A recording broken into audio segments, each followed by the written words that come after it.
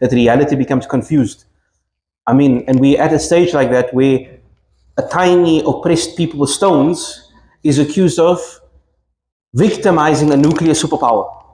You know, we are at that stage. People believe that. And we need to ask ourselves more, worrying for each one of us, am I on the right side of things? Do I see the reality correctly? We're all biased. It's just natural that we see someone that looks like us, has our religion, has our names, and we will support them. But is this the right thing? Are we on the right side? And you have other intelligent, smart people, good people who support the other side. And you want to know, so how is this possible? And when we take a look at reality, as sad and as bad as the situation is, when you look at the situation, alhamdulillah, you feel contented that looking at past, present, and future, and perhaps that we can discuss over a few days, that we are on the side of haqq. And now let's just start off with the past. Let's start off with the past. That this land, this area of Palestine, has been ruled for the last 1,500 years between Jews, Muslims, and Christians. It has been alternated through different hands. And history itself will bear testament how each one ruled that land. Islam came to that land at the time of Sayyidina Umar radiallahu anhu. Just very shortly after the death of Nabi Sallam, about 3-4 years after the demise of Nabi Sallam, the Sahaba reached Jerusalem. And how was Jerusalem conquered? For those of us who know the history, Sophronius, the ruler of Jerusalem, when the Roman armies, Rome had, okay, let's take a step back before that. Before Islam came to Jerusalem, it was ruled by the Romans, who were Christian. And they had subjugated and abused the Jews to the point where the Jews were expelled from Jerusalem completely. There were no Jews living in Jerusalem at the time of Nabi Sallam. In fact, there was no Masjid al-Aqsa. What we see today, the Temple Mount, was a dumping ground for the Romans.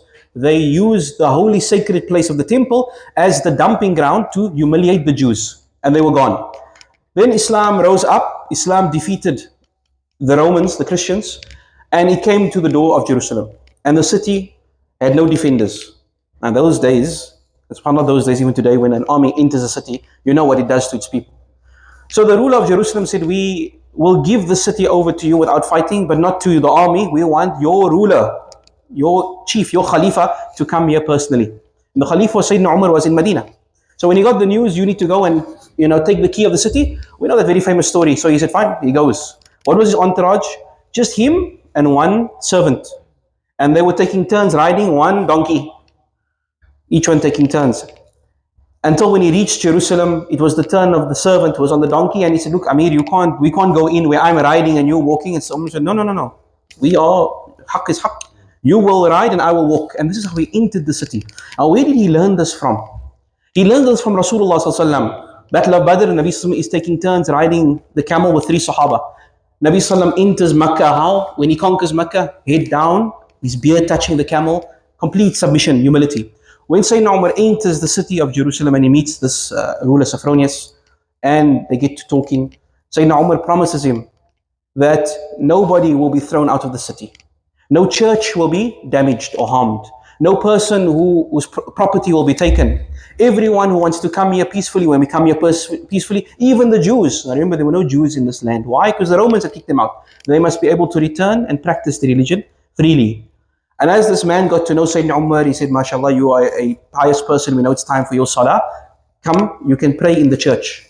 The holiest churches in the world are in Jerusalem. The church of the Nativity, where Jesus ﷺ was born, and the church of the Holy Sepulchre, where they believe Nabi Isa was crucified. These are churches now. Sayyidina Umar says, no, I will not make salah in your church because it will become a masjid. People will make this now. Umar made salah, yeah, it's a masjid. Let me make salah in the parking lot. And that became a masjid.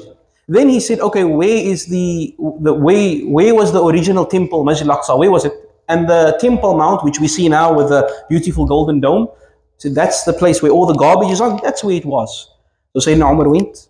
He didn't tear down any church. He didn't convert it into masjid. He said, come, and with his own hands, let us clean this place up, and we wash the ground, and we'll build a masjid here. And that is how Masjid Umar, Masjid al-Aqsa is where it is today. So this is how we ruled. And for 1,400 years almost, it was under Muslim rule. And the Treaty of Umar was still in effect. That's why those churches are still there today. Those churches were longer in the hands of Muslims than they were in Christian hands. The only time it was broken was around 1,000 years ago, when the Crusaders from Europe invaded Jerusalem. The Ummah, as we are today, busy arguing with one another, fighting over this mas'ala, this madhab, this aqidah, while enemies walk in and can completely take over our lands, brutalize our women and children. And so an army from France, from Germany came, and we were so sleeping that they invaded Jerusalem.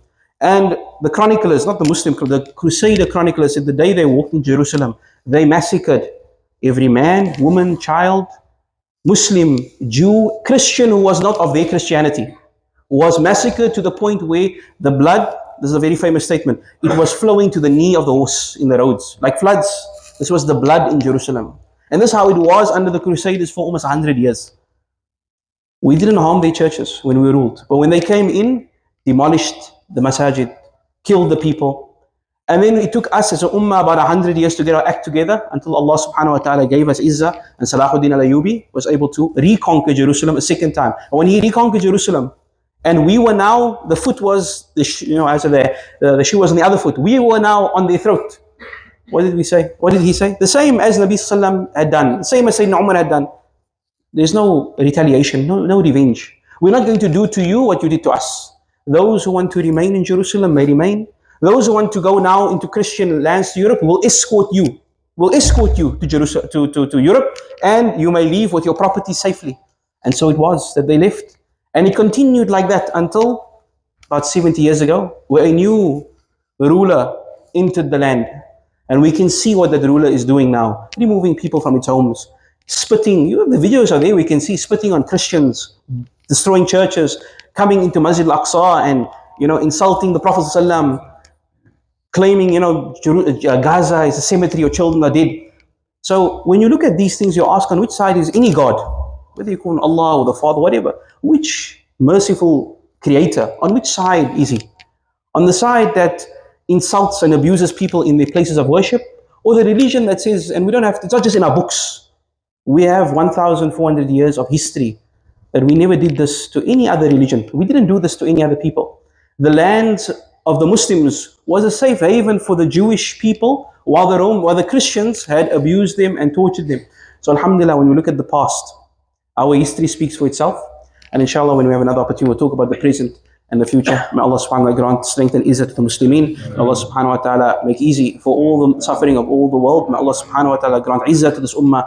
May Allah unite our hearts, our sufuf. And may Allah grant us to see the conquest of Palestine in its rightful hands soon in our lifetime. Ameen. Wa sallallahu Sayyidina Muhammad wa ala sahbihi islam wa salim. Alhamdulillah Rabbil Alameen. Assalamu alaikum wa barakatuh.